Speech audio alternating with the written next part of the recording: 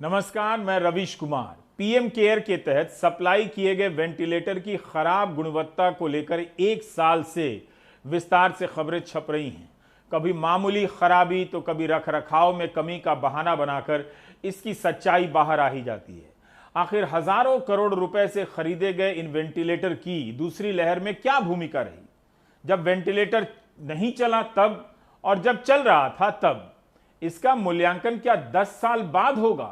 15 मई को सरकार एक बयान जारी करती है कि प्रधानमंत्री श्री नरेंद्र मोदी ने एक उच्च स्तरीय बैठक में कुछ राज्यों में वेंटिलेटर के स्टोरेज में पड़े होने की कुछ रिपोर्टों को गंभीरता से लिया और निर्देश दिया कि केंद्र सरकार द्वारा दिए गए वेंटिलेटर के उपयोग और संचालन का तत्काल ऑडिट किया जाना चाहिए।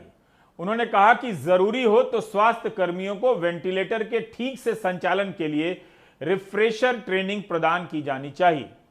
इसमें यह नहीं लिखा है कि वेंटिलेटर घटिया है, जिसकी शिकायत कई डॉक्टरों ने की है, तो उसकी जांच होनी चाहिए कि पीएम केयर फंड से घटिया वेंटिलेटर की सप्लाई कैसे हो गई। हमारे सहयोगी हरबंस ने ऐसी ही एक ऑडिट झारखंड से की है। झारखंड को केंद्र से 1250 वेंटिलेटर मिले हैं, जिनमें से अधिकांश कोविड के इलाज में सक्षम नहीं बताए जाते हैं।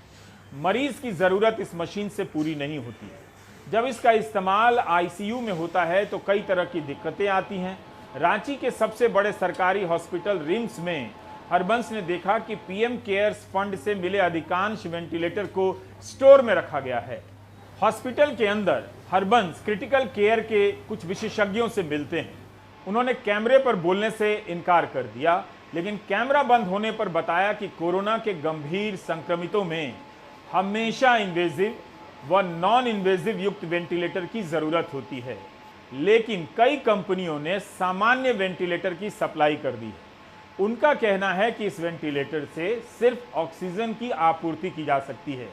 वेंटिलेटर में मरीजों को लंबे समय तक रखा जाता है, इसलिए ऐसे मशीन को 1 सप्ताह तक चलाकर छोड़ा जाता है, देखने के लिए कि मशीन बीच में काम करना बंद तो नहीं कर रही है। इन सभी प्रक्रिया के पूरी होने के बाद ही कंपनी को अस्पताल द्वारा एनओसी दिया जाता है, जबकि पीएम केयर से राज्य में दिए गए वेंटिलेटर के बारे में ऐसा कुछ नहीं हुआ।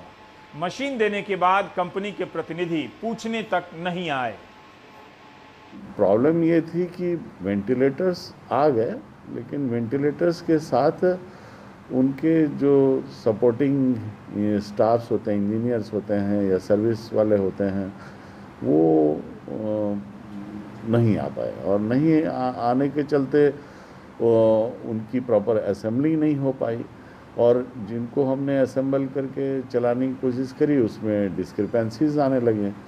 तो किसी में असेंबलिंग का प्रॉब्लम था, किसी में सॉफ्टवेयर की डिस्क्रिपेंसी थी, किसी में कुछ सामान की कमी लग रही थी।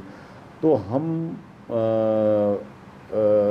As a user, as a doctor, हम काफ़ी उसको इनसिक्योर महसूस करते थे। मरीज में लगाया और ये डर लगा रहता था कहीं अचानक बंद नहीं हो जाए। अगर चलते चलते बंद हो गया तो फिर तो बहुत ही खतरनाक चीज़ हो सकता है। तो ये काफ़ी डर बैठा रहता था। तो जब भी हमको किसी तरह की डाउट होती थी तो हम उन वैसे वेंटिलेटर्स को हमने सबको अलग कर दिया। झारखंड के स्वास्थ्य मंत्री का भी कहना है कि सरकार तो चलाना चाहती है, लेकिन मशीन ही लायक नहीं है, इसलिए इन्हें खोलकर वापस डब्बे में डाल दिया गया है। वेंटिलेटर किसी काम के नहीं हैं। जो वेंटिलेटर्स दिए गए थे वो 1250 के करीब वेंटिलेटर दिए गए थे, लेकिन वो वेंटिलेटर पूरी तरीके से नाकारे साबित हुए। मतलब वो वेंटिलेटर का कोई यूज ही नहीं है। आप देखिए, एक तो 433 हमको एक्वा की तरफ से वेंटिलेटर मिला था। जो वेंटिलेटर ऐसे थे जिसमें ऑक्सीजन का फ्लो ही बिल्कुल जो है फ्लैक्चुएट करता था। आप बताइए कि जो वेंटिलेटर ऐसे हैं, जिन वेंटिलेटर्स को हम लगा रहे हैं और ऑक्सीजन जो है वो फ्लैक्चुएट कर रहा है, तो इसका मतलब है कि मरीज की जान को जोखिम में डालने के बराबर है। और सबसे बड़ी बात यह है कि इस वेंटिलेटर का जो इन लोगों ने ऑर्डर वगैरह किया है, वो वही कहीं ना कहीं उसकी ही विश्वसनीयता खतरे में है। चूँकि हिंदुस्तान लाइफ केयर ने इसको मैं जो फीचर्स होने चाहिए वो फीचर्स का निर्धारण कर दिया था, लेकिन उन फीचर्स को 9 बार जो है उस पर रद्दोबदल किया गया। अब बिहार के सुपौल से हमारे सहयोगी पंकज भारतीय ने रिपोर्ट भेजी है। पंकज के अनुसार पिछले साल जून में ही पीएम केयर्स के तहत 6 वेंटिलेटर आए, जिनका इस्तेमाल नहीं हो सका। पता चला कि वेंटिलेटर की सप्लाई करने वाली कंपनी ने कुछ जरूरी पार्ट्स अभी तक नहीं दिए हैं। पंकज भारतीय ने सदर अस्पताल में जाकर देखा कि वेंटिलेटर धूल खा रहे, चलाने वाले स्टाफ नहीं। लोगों के मरने और हाहाकार मचने के बाद 15 मई को स्वास्थ्य विभाग जागता है। आदेश होता है कि 1 डॉक्टर, 4 तकनीशियन और 8 वार्ड बॉय रखे जाएंगे, लेकिन 21 मई तक डॉक्टर यहां काम पर नहीं आए। वेंटिलेटर शुरू नहीं हो सका। सदर अस्पताल के उपाधीक्षक डॉक्टर अरुण कुमार वर्मा कहते हैं कि डॉक्टर से बात हो गई है, वे शीघ्र ज्वाइन करने वाले हैं और मशीन का जार के लिए स्टाफ को पटना भेजा गया है। जब तक प्रधानमंत्री को ऑडिट रिपोर्ट पहुंचेगी, ऐसे मामलों की लीपापोती हो चुकी होगी। अस्पताल प्रशासन को वेंटिलेटर के लिए आवश्यक ऑक्सीजन की भी चिंता है। 15 दिन पहले ही ऑक्सीजन प्लांट का सर्वे हुआ है। वेंटिलेटर का तो मशीन लग गया है, उसमें एक सक्शन मशीन आता है, उसका गलती से सप्लायर जो है वो जार नहीं दिया, तो जार के लिए कल रात में आदमी भेजा गया, स्टोर कीपर भेजे हैं लाने के लिए। तो समझते हैं कि आज शाम तक जार आ जाना चाहिए। नंबर 1। नंबर 2 कि यहाँ पर ऑक्सीजन गैस प्लांट लगना है, वो 15 दिन पहले इंजीनियर साहब देख करके गए हैं, जगह भी बता दिया गया, लेकिन फिर अभी दोबारा नहीं आए हैं। गैस प्लांट लग जाने से तब तो कोई दिक्कत नहीं होगा ऑक्सीजन का। ऐसे अभी चालू करने के लिए हमको कम से कम 80 ऑक्सीजन चाहिए, क्योंकि मतलब 40 ऑक्सीजन हम आज खर्चा करेंगे, फिर उसको भरने के लिए देना पड़ेगा, तो उसमें 1 दिन का समय है, तो 40 दूसरे दिन के लिए हम रखेंगे। शुक्रवार को पंकज भारतीय ने यह रिपोर्ट भेजी थी। हमें लगा कि इस बीच चालू हो गया होगा, लेकिन सोमवार सुबह जब पंकज ने पता किया तो स्थिति जस की तस थी। वेंटिलेटर के संचालन के लिए एनेस्थीसिया के जिस डॉक्टर अमित कुमार को नियुक्त किया गया था, उन्होंने लिखित तौर पर ज्वाइन करने से इनकार कर दिया है। वेंटिलेटर का जार आ गया है, लेकिन चलाने वाला नहीं आया। जो मरीज यहां आता है उसे वहां भेजने का सिलसिला जारी है, जहां यही समस्या उसका इंतजार कर रही है। मनीष कुमार ने जब बिहार के स्वास्थ्य मंत्री से बात की तो उन्होंने जो कहा आप खुद सुन लें। बहुत सारे जगह वेंटिलेटर तो आपका अनपैक भी नहीं हुआ, जो प्राइम मिनिस्टर इसमें स्कीम में भेजा गया था। नहीं, जो आप जिसकी चर्चा कर रहे हैं, जो पीएमओ से आया था, उन वेंटिलेटरों की संख्या 580 के करीब है, और उसमें से लगभग 500 वेंटिलेटर विभिन्न मरीजों के लिए, विभिन्न प्रकार के रोगों के मरीजों के लिए उपयोग में लाए जा रहे हैं। अनयूज क्यों? नहीं, मैंने कहा 580 करीब वेंटिलेटर्स है, जो 580 नहीं, इसके अलावा भी मेरे पहले से वो यूज्ड है।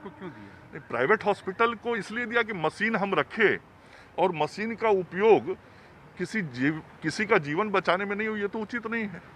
यदि मशीन से किसी की जीवन बचती है तो आज सरकार की यह प्राथमिकता है कि हम लोगों का जान बचाएं।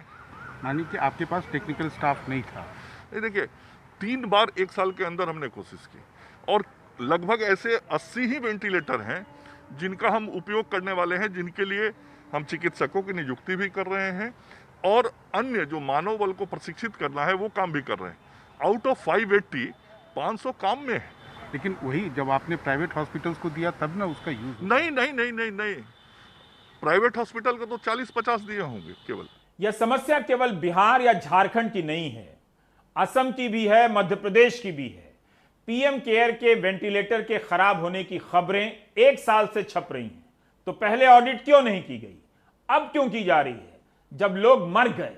मध्य प्रदेश, राजस्थान, पंजाब, गुजरात, हर जगह से तमाम रिपोर्टें छप चुकी हैं। हमारे सहयोगी मोहम्मद गजाली और अनुराग द्वारी ने भी की है, लेकिन इसके खराब निकलने पर कोई हलचल नहीं है। क्या इसलिए कि इसका नाम पीएम केयर्स के तहत दिया गया वेंटिलेटर है? 20 मई की दिव्य भास्कर और दैनिक भास्कर की यह रिपोर्ट तो प्रधानमंत्री के ऑडिट वाले निर्देश के बाद छपी है। इस रिपोर्ट में सुनील सिंह बघेल ने बताया है कि केंद्र ने राज्यों को जो वेंटिलेटर दिए हैं वो हाफ गए हैं।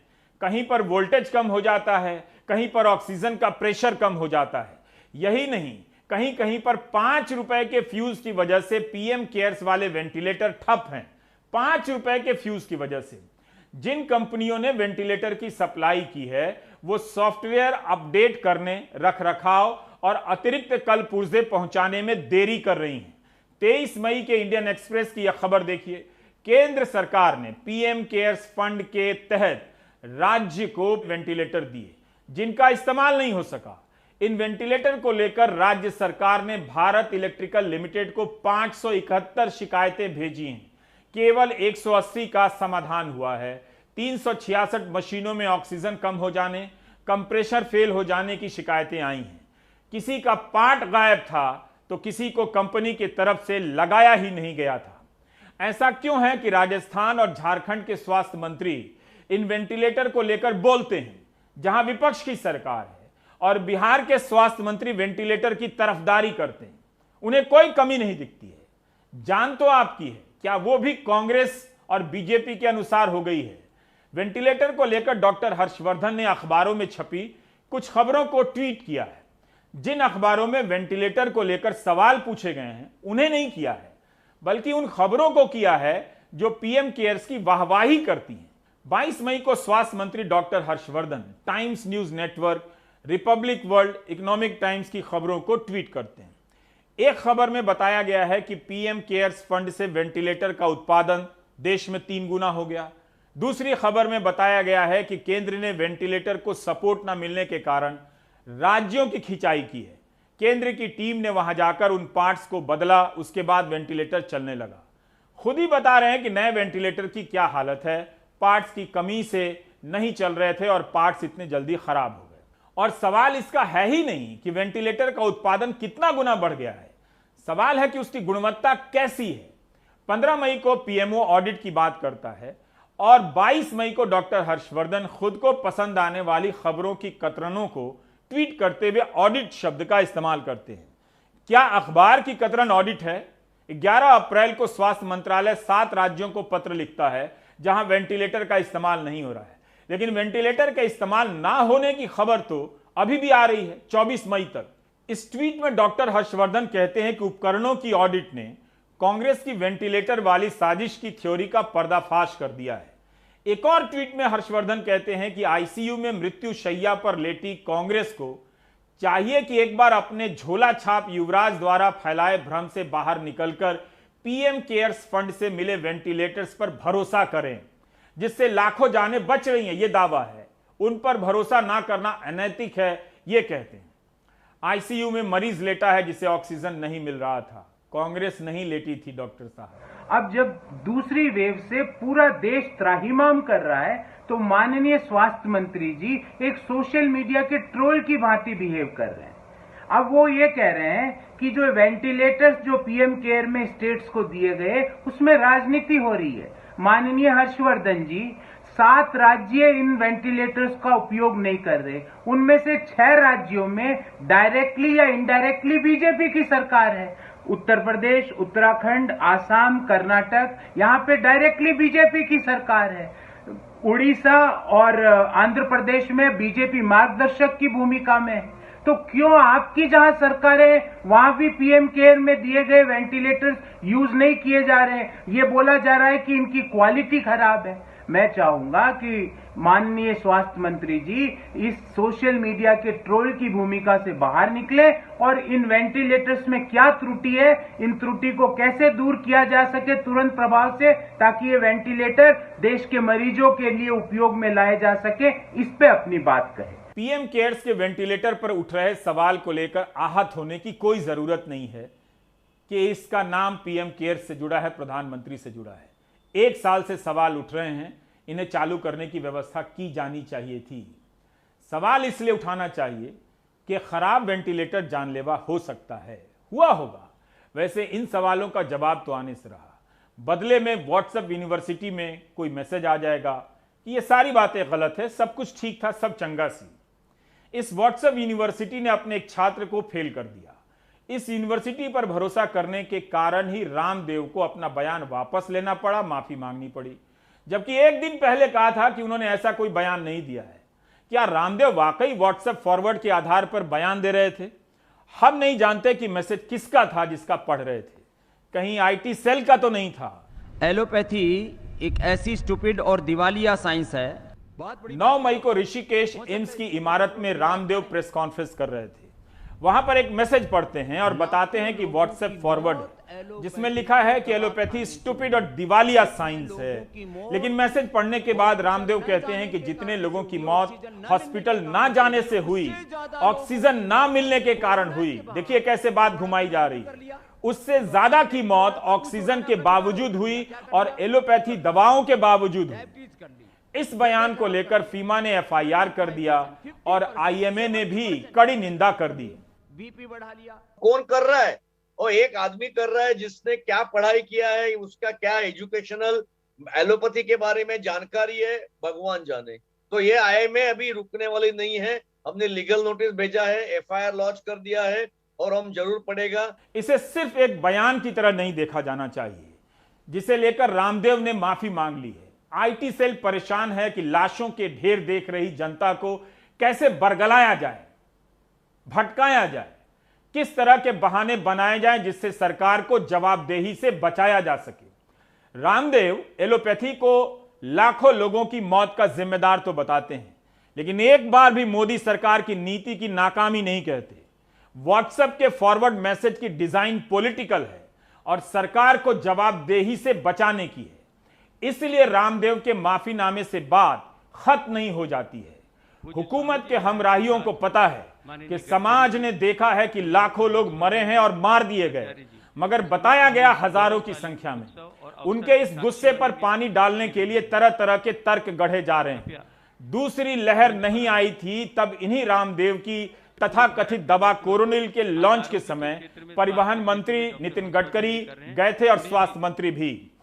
इंडियन मेडिकल एसोसिएशन ने तो स्वास्थ्य मंत्री से कोरोनिल के लॉन्च में जाने और कोरोनिल की विश्वसनीयता को लेकर सवाल उठाया था। कोई एक्शन नहीं हुआ। विवादित आंकड़ा ही सही, 12 दिनों में 50,000 मौतों की आधिकारिक संख्या ने बहुत कुछ बदला है। वरना रामदेव की तथाकथित दवा कोरोनिल का लॉन्च करने वाले डॉक्टर हर्षवर्धन ने रामदेव को पत्र नहीं लिखा होता और रामदेव भी माफी नहीं मांगते। तथाकथित दवा इसलिए कह रहा हूं कि मोदी सरकार के 2 मंत्रियों के लॉन्च करने के बाद भी मोदी सरकार ने इस दवा में भरोसा नहीं जताया है और आईसीएमआर ने अपनी गाइडलाइन में इसका जिक्र तक नहीं किया है। जिस तरह रेमडेसिविर और प्लाज्मा को लेकर बहुत महीनों के बाद आईसीएमआर ने अपनी लाइन बदली कि यह उपयोगी नहीं है, जितने आत्मविश्वास से रामदेव एलोपैथी को स्टूपिड कह देते हैं, शायद उतना आत्मविश्वास आईसीएमआर में है ही नहीं कि कह दे कि कोरोनिल का सेवन ना करें, या यही कह दे कि कोरोनिल का सेवन कीजिए। आईसीएमआर ने ऐसी दवाई की कभी भी जिक्र नहीं किया। अभी आईसीएमआर जब भी बोलती है कि अभी आप स्टेरॉइड यूज करो या एम्फोटेरेसिन भी यूज करो या आइवरमेक्टिन यूज करो या कोई भी आईसीएमआर दवाई का प्रमाणित नाम देती है, लेकिन कोरोनिल के बारे में कुछ नहीं किया। इन्होंने कोरोनिल के बारे में ऐसे बताया कि कोरोनिल ये दवा जो है वो कोरोना को प्रिवेंट करेगा, अच्छी तरह से ट्रीट भी करेगा और उसके आगे जाके कॉम्प्लिकेशंस भी करेगा। तो ये जो तीनों काम करने वाली दवाई एक साथ में जो थी, तो उसको हमको डाउट से उसके बाद में कोई रिसर्च नहीं आया है। उसके ऊपर जो ट्रायल्स होने चाहिए थे वो ट्रायल्स कहीं भी अवेलेबल नहीं है। ऐसा नहीं है कि एलोपैथी पर सवाल नहीं उठाए जा सकते, बिल्कुल उठाए जा सकते हैं, लेकिन उसका एक तरीका तय है। मेडिकल जर्नल में हर दिन एलोपैथी के दावे को लेकर बहस चलती है। रामदेव को एलोपैथी के बजाय अस्पतालों के भीतर की कुव्यवस्था की बात करनी चाहिए। बताना चाहिए कि अस्पताल के नाम पर अस्पताल नहीं है, इनके पास डॉक्टर नहीं है, ऑक्सीजन नहीं है, नर्स नहीं है, वेंटिलेटर नहीं है। उसके लिए कौन जिम्मेदार है, नाम लेकर बात करना चाहिए। सूरत के भाजपा विधायक वीडी झालावाड़िया कोविड कम्युनिटी वार्ड में जाकर रेमडेसिविर का डोज निकालते हैं और ड्रिप में इंजेक्शन देते हैं। वीडी झालावाड़िया डॉक्टर, कंपाउंडर और नर्स नहीं है। कांग्रेस के प्रवक्ता जयराज सिंह परमार ने कहा है कि राज्य के स्वास्थ्य मंत्री नितिन पटेल को 5वीं कक्षा पास झालावाड़िया से एक प्रेरणा लेनी चाहिए। एक ट्रेनिंग सेंटर खोल लें जहां भाजपा के कार्यकर्ता और विधायकों को इंजेक्शन देने की ट्रेनिंग दी जाए।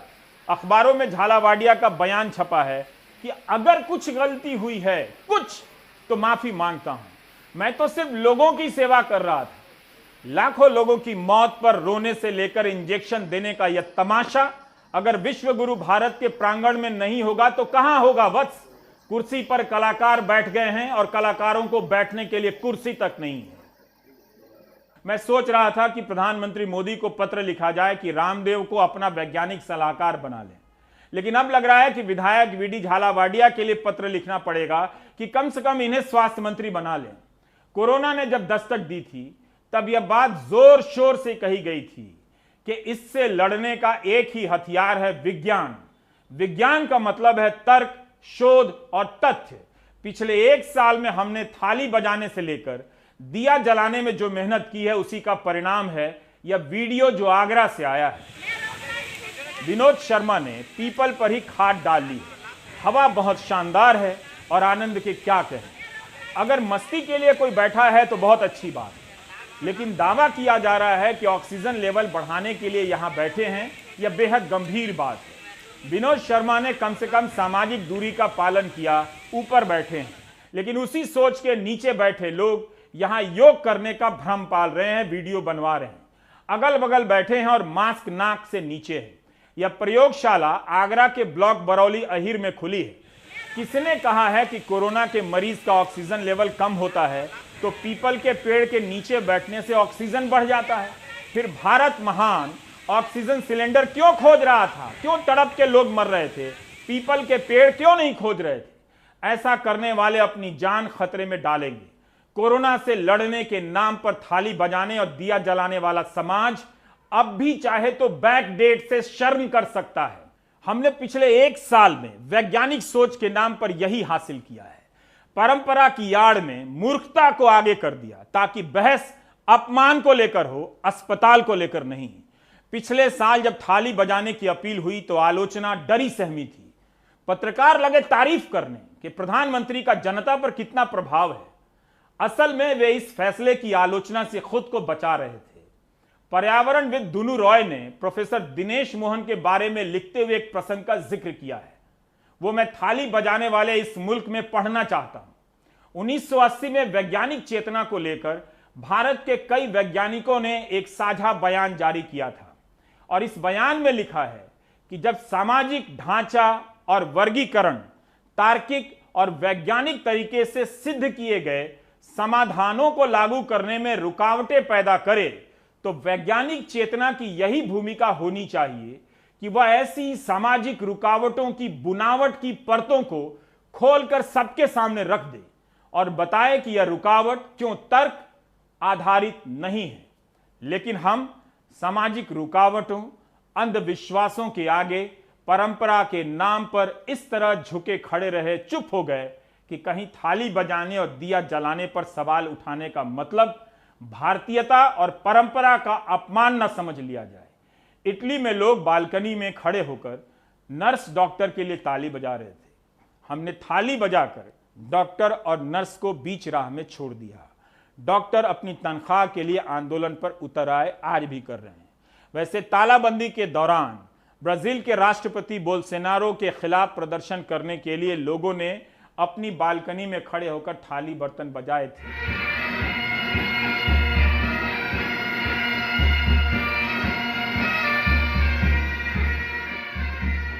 याद तो होगा ही कैसे ध्वनि प्रदूषण की परवाह किए बिना अस्पतालों के बाहर सेना के बैंड को भेज दिया गया। अस्पताल के बाहर बैंड बजाने का आइडिया क्या वैज्ञानिक था, लेकिन सरकार की तारीफ इतनी हो रही थी, मोटी मोटी हेडलाइनें इतरा रही थी चैनलों और अखबारों में।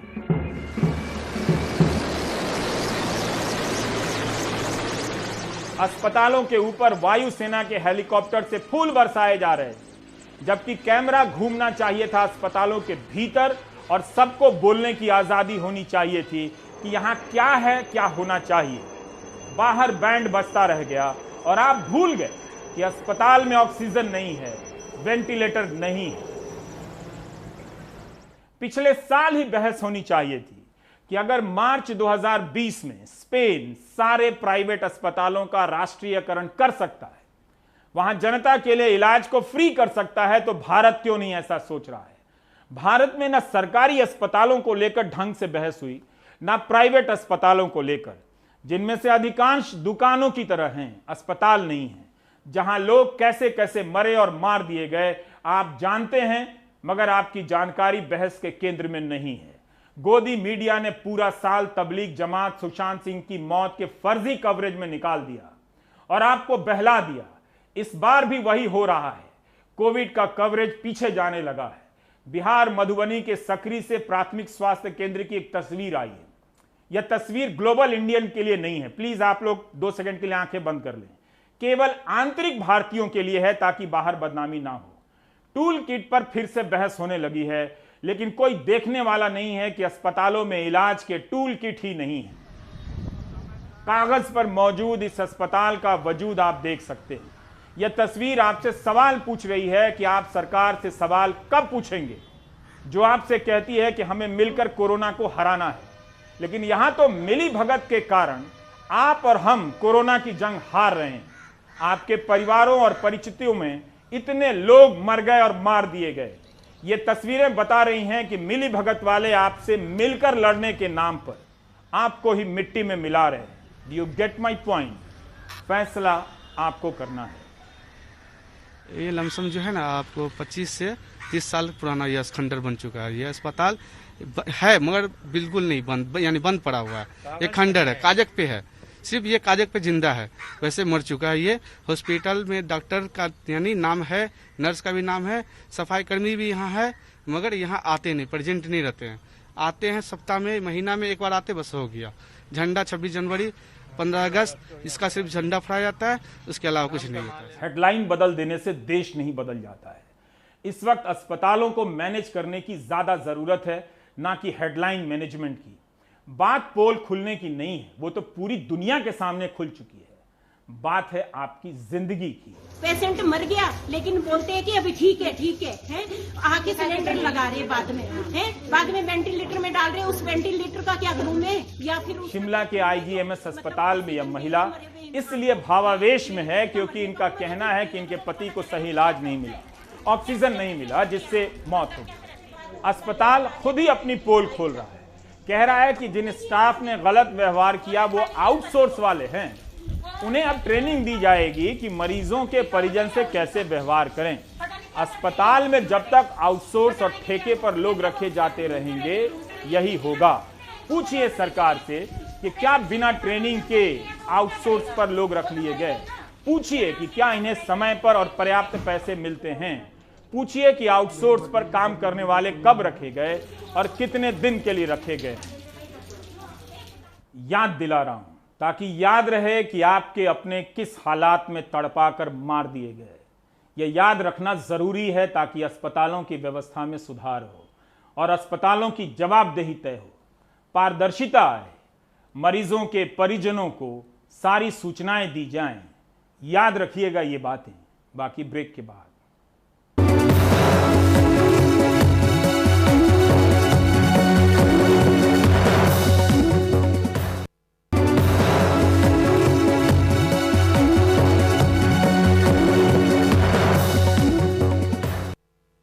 बहुत कम पत्रकार ऐसे होते हैं जो अपने काम के दौरान नई नई ऊंचाइयों को, नए नए आयामों को छूते हैं, लेकिन अपनी जिंदगी की पहचान शहर से जोड़ देते हैं। राजकुमार केसवानी के भीतर एक भोपाल बसा था और भोपाल के भीतर एक राजकुमार केसवानी थे। अनुराग द्वारी बता रहे हैं, भोपाली अंदाज में याद कर रहे हैं कि कैसे केसवानी के जाने के बाद भोपाल की दुनिया वीरान हो गई है।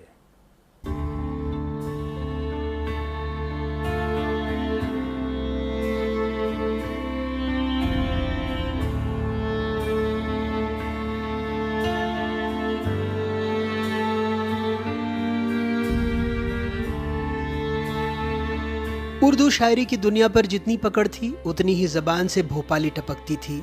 अपनी भोपाली को वो ऐसा बचा कर रखते थे कि उसे हिंदी, उर्दू और अंग्रेजी की नजर न लग जाए। एक ऐसी रोशनी पैदा की है। तो हमारे उस्ताद के लिए वरिष्ठ पत्रकार आरिफ मिर्जा ने भोपाली में ही लिखा, राजकुमार केसवानी के इंतकाल की खबर भोपाल और भोपालियों के बीच बहुत अफसोस के साथ सुनी गई।